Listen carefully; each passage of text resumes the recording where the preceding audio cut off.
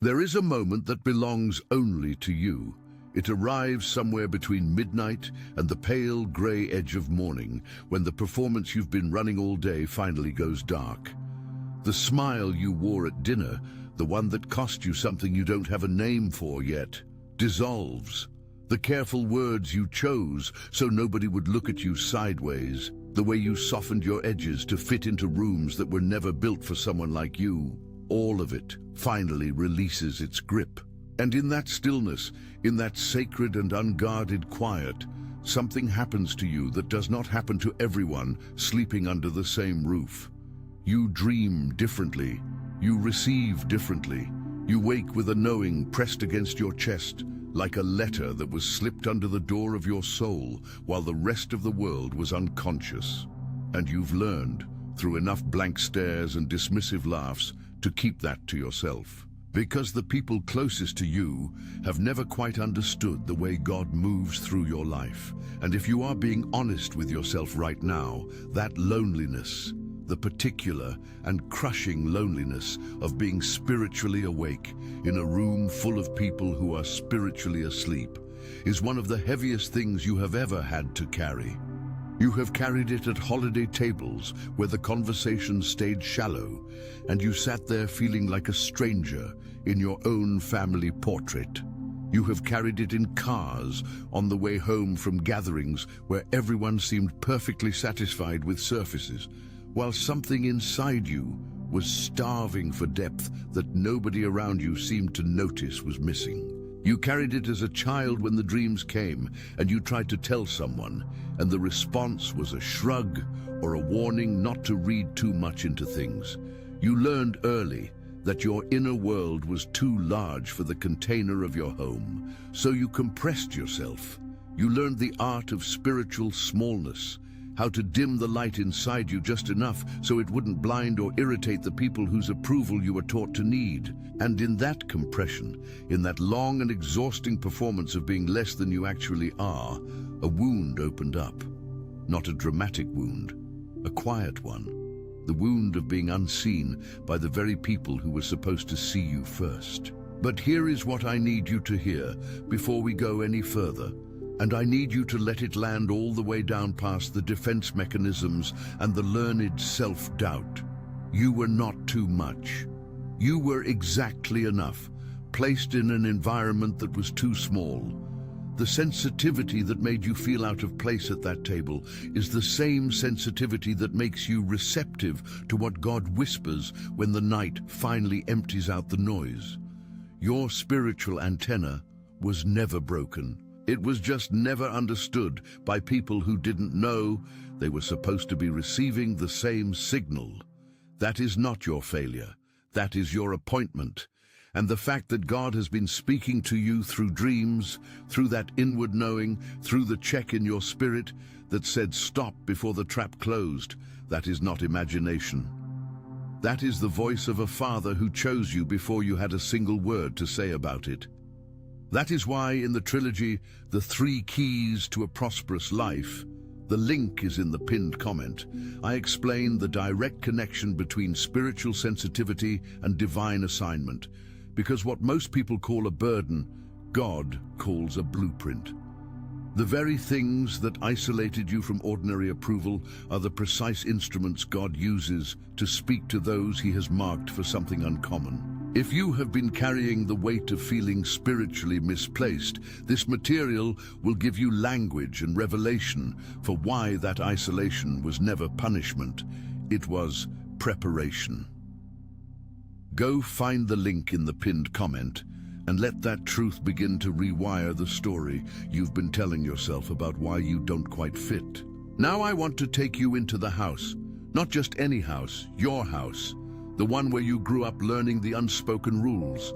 The one where you learned which version of yourself was safe to bring to the dinner table and which version had to wait in the car. You walked through that front door thousands of times, and something in you always registered the temperature of the room before you had taken 3 steps inside. Not the physical temperature, the spiritual one. You could feel whether there was peace or tension before a single word was spoken. You could sense the unresolved grief that sat between your parents like a third person at every meal. You absorbed things that were never yours to carry, because your spirit was porous and open, in a way that nobody around you had the language to name, let alone honor. That is not weakness. That is the burden of the light-bearer placed inside a house that did not yet know it needed light. And at the dinner table, oh, the dinner table, the place where families perform their togetherness for each other, you sat there with a kind of phantom heaviness, surrounded by voices and laughter and the smell of food, and somehow the loneliness was worse in the crowd than it had ever been in your room alone, because isolation in your room was at least honest. The isolation at the dinner table was invisible, and invisible loneliness is the kind that starts to make you wonder if something is fundamentally wrong with you. You forced the smile. You laughed at the right moments. You passed the dishes and answered the questions and looked from the outside like someone who belonged there. But inside, behind your eyes, a version of you was sitting very still and very far away, listening to a silence underneath all the noise that nobody else seemed to hear. And in that silence, even then, God was already speaking. The shower was where you let it out. That is where the tears that couldn't fall at the table finally fell. Behind the sound of running water, in the one room in the house where solitude was socially acceptable, your body remembered everything your performance had required you to forget. The stomach that had been tight all evening finally clenched into something real. The cry that had been sitting in your throat all day finally found its release. And here is what I want you to know about those tears, about those private and silent collapses behind the locked bathroom door. God was in that room, not as a witness to your weakness, as a keeper of your truest self. Every tear you swallowed in public and finally released in private was a prayer your soul was offering in the only language honest enough for the moment. You were not falling apart. You were being wrung out so that something new had room to be poured in. And while you slept that night, exhausted from the performance and the silence and the grief that didn't have a label, God spoke. Not in a voice your family could interrupt, not in a language your household could dismiss or explain away, in the language of the night, in the theater of your sleeping mind, where his presence could finally move without obstruction. The dream came with a weight that ordinary dreams do not carry. You woke with something on you, a knowing, a warning, a grief, or a strange and unearned peace. And you lay in the dark for a long moment, trying to hold on to it before the morning dissolved it. That was not neurology. That was not your subconscious sorting through the data of the previous day. That was your father using the only uninterrupted hour he had with you, speaking into the frequency he built you to receive, because he has always known what you were made for, even when everyone around you acted like you were made wrong. The house never felt completely safe. You knew it even if you could never say it out loud, without feeling like you were being disloyal. There was something in the spiritual atmosphere of your home that registered against you even before you understood why. And the reason is this, and I need you to receive this carefully, not as an accusation against people you may still love, but as a diagnosis that finally gives your experience an honest name. Darkness does not welcome illumination. The light you carried into that house did not make it warmer. It exposed things. It agitated things. It created a spiritual friction that expressed itself as criticism, dismissal, comparison, unsolicited correction disguised as concern. You were too sensitive. You were too intense. You were too much. Those were not evaluations of your character. They were the spiritual immune response of an environment that could not accommodate what God had placed inside you. God, in his mercy, used the night to reach you when the day was far too full of their voices, when the noise of needing to belong and the exhaustion of shrinking yourself had consumed every available hour of light. He waited. And when the house finally went quiet, when the last light turned off and the last restless body settled into sleep, he moved. He moved into your dreams with purpose and precision, with the kind of love that does not waste a single moment of access. He spoke to you at night because that was when you were finally, truly alone with him. And every chosen one in the history of the sacred record knows something about what that costs and what that gives. They know the weight of being misunderstood in the very rooms where understanding should have been guaranteed. And they know the strange, unshakable gift of a God who never let the noise have the final word. Now I need to take you somewhere harder and truer, because the story of being the light bearer inside a spiritually resistant household does not stay contained to childhood. It follows you into adulthood with an elegance that is almost cruel. The same dynamic that made you the quiet, wide-eyed child at the table who felt everything nobody else named. That dynamic shapes the way you move through rooms today. It shapes the way you brace for criticism before you've said a word. It shapes the way you scan a conversation for the moment when someone will decide you're too much. It shapes the way you sometimes make yourself smaller in spaces where God designed you to be large, because the original lesson, the one learned before you were old enough to question it, was that your fullness was a problem for the people you needed, and that lesson does not unlearn itself on its own. The difference between you and those who settled comfortably inside the family's approved version of ordinary is not arrogance. It is not rebellion. It is not a personality disorder or a spiritual pride that needs correction.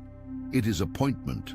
The chosen one is never clearly understood in their own house, not in the biblical record, and not in yours. Joseph was not celebrated by his brothers. He was resented, stripped, and discarded. David was not anointed by Jesse's enthusiasm. He was an afterthought, kept at the edges of his own family's consideration while his brothers stood before the prophet. Jeremiah was not released into his calling by the warm support of his bloodline.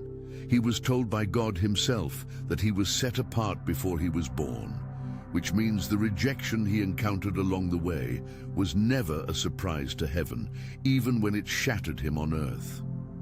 The pattern is too consistent to be coincidence. Those who carry unusual light are rarely recognized as carriers by the people closest to them. And the reason is not that their family members are uniquely evil. The reason is that proximity can blind as easily as it can illuminate. Your family saw you through the lens of who they needed you to be. They interpreted your gifts through the limited framework of their own spiritual bandwidth.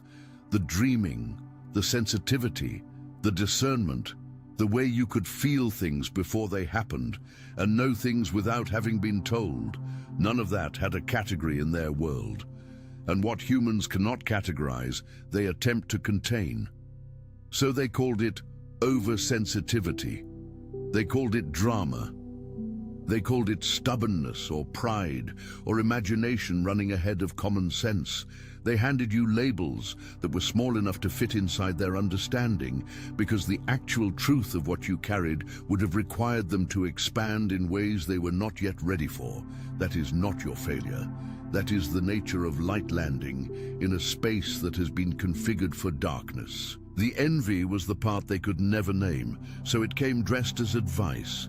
It came in the form of unsolicited warnings about your dreams being impractical. It came in the subtle and consistent way your victories were always accompanied by a qualifier. Yes, but just be careful, as if your rising required a counterweight of doubt to be socially acceptable in that room. The sibling who could not celebrate your answer to prayer without immediately pivoting to a story about their own struggle. The parent whose most common response to your growth was a form of worry that functioned as restraint. These were not expressions of malice in their own eyes. They were expressions of spiritual unease. Because your movement toward the fullness of what God placed in you activated a mirror none of them had asked to look into. Your refusal to stay small was an indictment of every compromise they had made with their own calling. And that is a mirror most people instinctively turn away from. As I teach deeply in the material, The 3 Keys to a Prosperous Life, I left the link for you in the pinned comment. This pain is not incidental to your formation, it is instrumental to it. The specific wound of being the light bearer in a spiritually resistant household is the very wound that creates the depth of compassion, the sharpness of discernment, and the unshakable rootedness in God's voice that marks every chosen one who eventually steps into the fullness of their assignment. You were being trained in the hardest classroom available, the family table. And every time you absorbed the silence, processed the criticism, and still chose not to extinguish what God lit inside you, you were passing a test that most people never even knew they were enrolled in. Joseph did not talk about the coat after his brothers sold him into slavery. He could not. The dream God had given him was too precious to expose to those who had already demonstrated they would not hold it with care. He carried it alone, through Potiphar's house and the pit of wrongful accusation and the long-forgotten years in prison, and not once did the scripture record him begging his brothers to finally understand. He carried the dream in silence and trusted God with the interpretation. That restraint, that holy discipline of not casting what is sacred before those committed to its destruction, is one of the hardest lessons the chosen one must learn. Because the heart wants to be known. The heart wants the people closest to it to finally see and affirm what God placed there. But there is a protection in the hiddenness that the heart cannot always recognize as mercy while it is still inside the hiding. The attack on David was never direct. It did not come as an honest confrontation. It came through Saul's spear thrown in a moment of music. It came through the slow, quiet campaign to discredit him in the eyes of the people who admired him. It came through the manipulation of family ties and public narrative. And here is what is remarkable about David in that season. He never stopped bringing the music. He never let the targeting make him bitter toward the gift that made him a target. He played in the presence of the thing that wanted to kill him, and he kept his heart toward God, even when God seemed silent on the question of timing. That is the spiritual posture of the chosen one under attack. Not passive, not defeated, but rooted in a certainty about divine appointment that the rejection of men cannot reach. The stares that Jesus received in his hometown synagogue hold more theological weight than a dozen doctrinal arguments about calling and rejection. These were people who had watched him grow up. They had known his mother, known his trade, known the unremarkable shape of his daily life. And when the fullness of what he carried finally moved through the room with authority, their response was not wonder. It was offense. Is this not the carpenter's son? As if his proximity to the ordinary disqualified him from the extraordinary, as if the fact that they had always had access to him meant they had ever truly known him. And here is the spiritual truth embedded in that moment. Familiarity is the single greatest barrier to recognition. The people who knew you before you were fully formed will always have the hardest time seeing what God completed in you. Their picture of you was fixed before the formation was finished, and they will resist the update because updating requires them to admit how much they missed. You have felt that stare. You have felt the specific chill of walking into a room with people who knew you before and watching their faces do the quiet calculation, deciding in real time whether what you've become fits into the story they assigned you in your absence. You have felt the moment when someone you grew up with says something that reveals they never actually saw you, that the version of you they carry in their mind is a reduction, flat, frozen in time, safely unimpressive. And something in you has had to make a choice in that moment, to shrink back into their version, or to keep being the full truth of what God made you, regardless of whether the room was ready.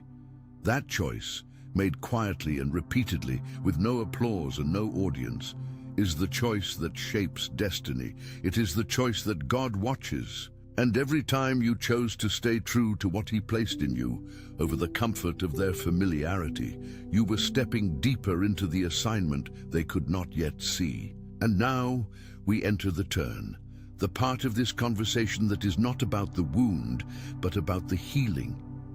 Not healing as in forgetting what happened, or deciding it didn't matter, or performing forgiveness before the grief has been fully honored. Real healing. The kind that leaves a mark, the way Jacob's hip socket was never the same after his night with God.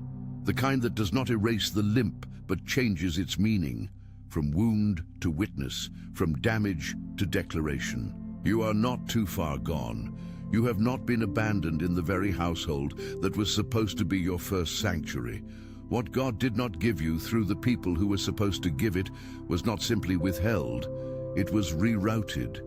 He was building a different kind of foundation in you, one that does not depend on the approval of those who cannot see, because the assignment ahead requires a stability that human validation was never strong enough to supply. The removal was protection. I need you to receive that. The people who distanced themselves from you, the relationships that dissolved without a clean explanation, the doors that closed on connections you thought were permanent. Some of those were not losses. Some of those were God's hand, moving with the precision of a surgeon, cutting ties that were tethered to a version of you that could not carry what he assigned. Because you cannot walk into the fullness of your destiny, dragging anchors that are sized for your past. And some of the people you loved, some of the bonds you grieved, were quietly functioning as anchors, not out of cruelty, but out of the simple limitation that they were built for a different journey. God loved you enough to release you from things that felt like belonging, but were actually containment. The removal was not rejection, it was repositioning. The danger now is looking back, and I mean that with the full weight of Lot's wife pressing against every word. She did not run back into the fire. She simply turned to look at it. That was enough. The backward glance that says, maybe I was wrong to leave. Maybe the approval I gave up was worth more than the assignment I was walking toward. That glance has the power to freeze you in place at the exact moment your deliverance requires forward motion. The family dynamics you are finally free from did not stop being destructive because you escaped them. The false approvals that kept you small did not stop being seductive because you recognized them as false. The gravitational pull of returning to be understood by people who have already demonstrated they cannot hold your fullness. That pull does not simply go away. It waits at every vulnerable moment. And the instruction is not to hate what you left. It is simply to not turn around. Because what you would see if you turned is not what you remember. It never is. You would see an idealized version, the warmth without the price, the belonging without the diminishment, the connection without the cost of self-erasure. Nostalgia is the enemy of the chosen one's forward motion because it edits the archive selectively, keeping only the softness and cutting the footage of what that softness required you to surrender. The price of returning to the old approval is always the same, a version of yourself that God has already moved past, and you do not need to pay that price. You have already paid too high a price in the years of compression and performance and silent tears. What waits ahead does not require you to be less. It requires you to be fully, unapologetically what God made you at last. The chains that ran through your bloodline were not incidental. They were inherited patterns of silence, of spiritual compromise, of smallness passed down with the same reliability as eye color and bone structure.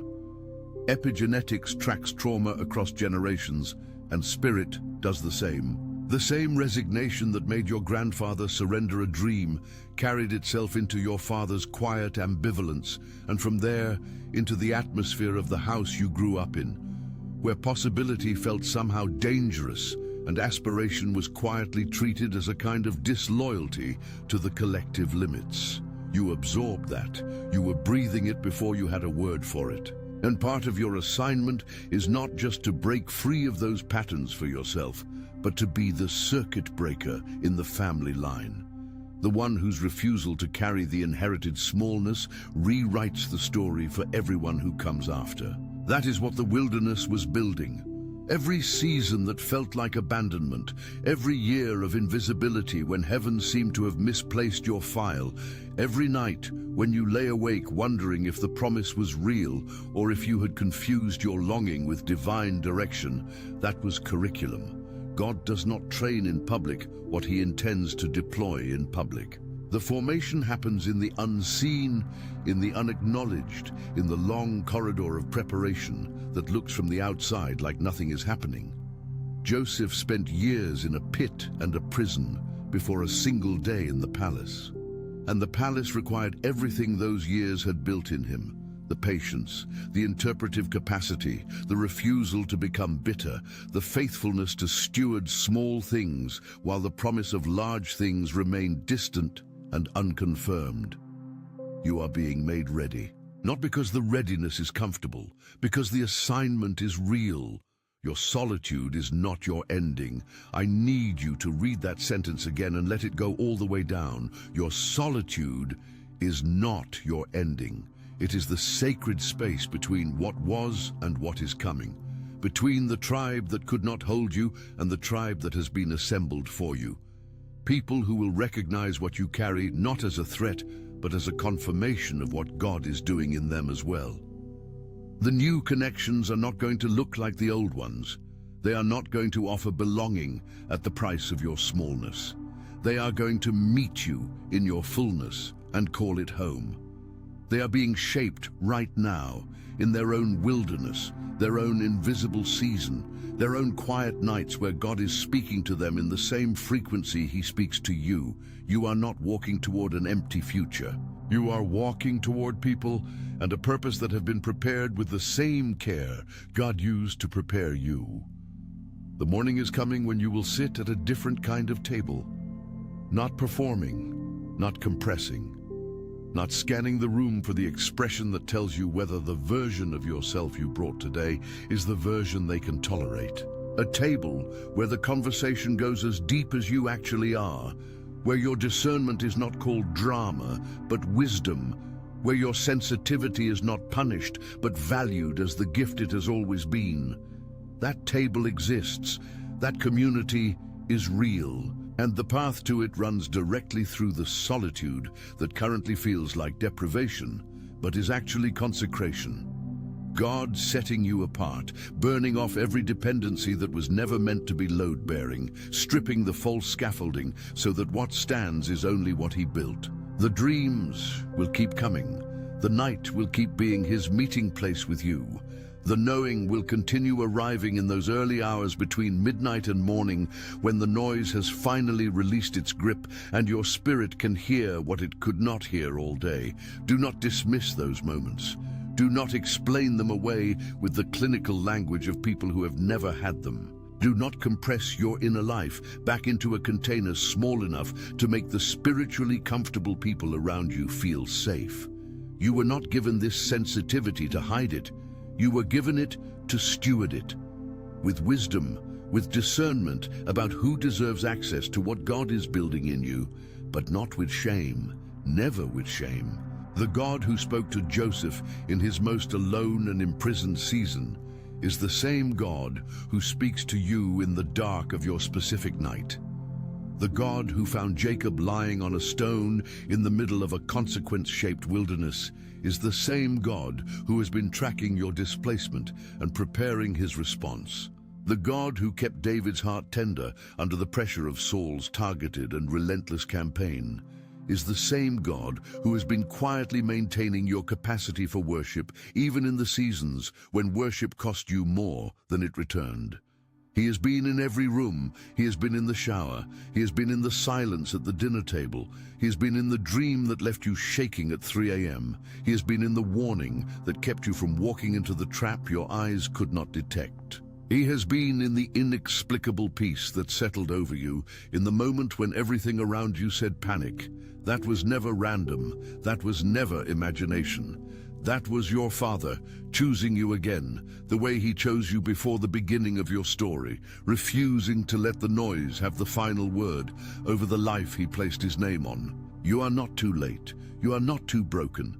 You are not too far behind whatever imaginary timeline your fear has been measuring you against. You are exactly where the formation requires you to be, being shaped for exactly what God assigned, by exactly the process He designed, and the night has been His classroom, not because your day was wasted, but because you are the kind of soul who required the uninterrupted quiet of heaven's darkest hours to finally hear, without interference, the voice that has been calling you chosen since before you had breath to respond.